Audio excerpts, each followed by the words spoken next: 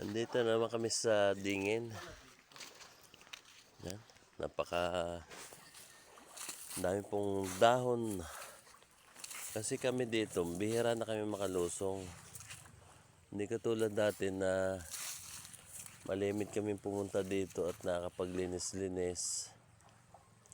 Yung mga tanim namin dito namatay na kasi bumaba na ang level ng tubig. Napakalayo na. Dati, ang tubig mula dan hanggang dito po yun. Dito. Yan, dito. Ngayon, yun na, ang layo na niya, oh.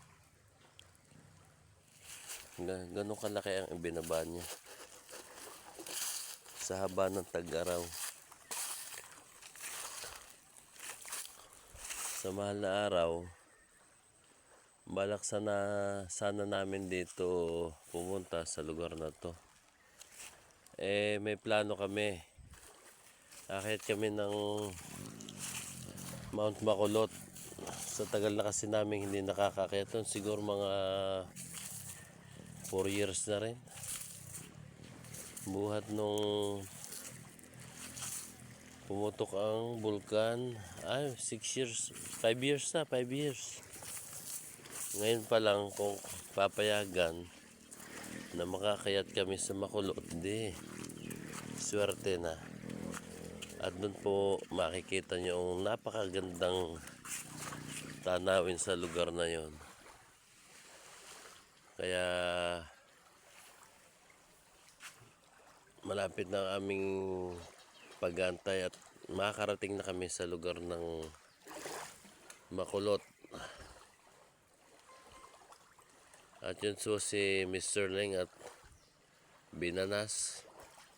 Siya po punta na ng Manila at siya pinaluluwas na ng kanyang kapatid. Yan. Kaya inaya niya ako dito at siya daw namimiss na niya ang dagat na to. Kaya sinamahan ko siya. Nag-inom kasi kami sa bahay. Katay ako ng native na manok. Ayun, may natira kaming konti. Yan, dinala namin dito. At dito na kami magpapagabi. Kasi bukas ay siya paalis na. Ewan ko lang kung tuloy kasi meron pa siya mga problema na inaayos sa kanyang bahay. Kaya yun, jamming muna kami kasi matagal-tagal din siyang mawawala. Mga 28 pa daw siya makakabalik. Yun, kaya ina-enjoy niya muna ang araw na to. At dito muna kami magpapagabi. So, kaya inom muna, inom. Yan. Tambay muna, tambay. Dito kami sa puno ng balete na napakaganda. Yan, ang ganda. May plano kami dito kaso talagang ubos na lang sa oras. Wala kaming time ngayon. Kasi abala siya sa buhay niya, abala rin ako sa sarili kong buhay.